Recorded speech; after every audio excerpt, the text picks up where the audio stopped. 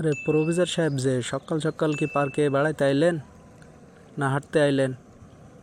আরে মাস্টার মশাই যে, তা আপনি কেমন আছেন? সকাল সকাল আপনি পার্কে কি করতে আইলেন? কি দৌড়াতে আইলেন নাকি, না হাঁটাহাঁটি করবেন? আরে প্রফেসর সাহেব, বয়সটা তো আর কম হয় নাই, এখন আর আগের মতো চলতে ফিরতে পারি না, তাইতে সকালে একটু হাঁটাহাঁটি করি। তো হাঁটাহাঁটি করা শরীরের জন্য অনেক ভালো। হাঁটাহাঁটি করেন, এখন তো আমাদের বয়সটা তো আর কম না, এখন হাঁটাহাঁটি করারই সময়। এখন একটু দৌড়াদৌড়ি করলে শরীরটা একটু ভালো আরাম পাওয়া যায়।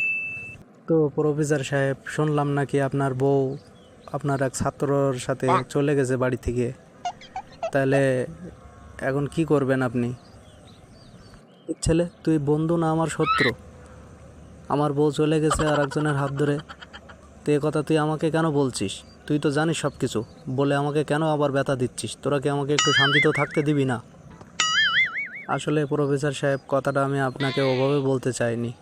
আপনি একটা শিক্ষিত মানুষ হয়ে আমাকে এমন গালিগালাজ ভাষায় কথা বললেন। আপনি একজন কলেজের প্রফেসর। না কাঙ্কির ছেলে, তুমি তো দুধে ধোয়া, তুমি সব কিছু জানো বোঝো, তবুও আমাকে তুমি কাটা গায়ে নুনে সেটা দিচ্ছ। আমি বুঝি না সেটা? তোমাকে এখন আর মন করে ভালো লাগবে কেন প্রফেসর সাহেব? এখন তো তুমি কলেজে নতুন নতুন মাল দেখো, নতুন নতুন মাল আসছে, নতুন নতুন মাল দেখো, এজন্য তোমার আর ভালো লাগবে? এর জন্য তো তোমার বউ চলে গেছে। না, নতুন করে কোনো বিয়ে শাদী করনু না। আমার এখন আর ওসব আর ভালো লাগে না।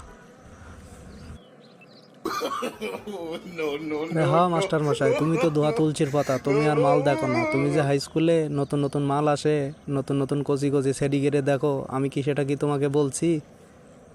আরে প্রফেসর সাহেব, আমারগুলো তো ছোট ছোট, তোমারগুলো তো অনেক বড় বড়, দেখতে অনেক সুন্দর। অনেক সুন্দর সুন্দর জিনিস দেখো তুমি।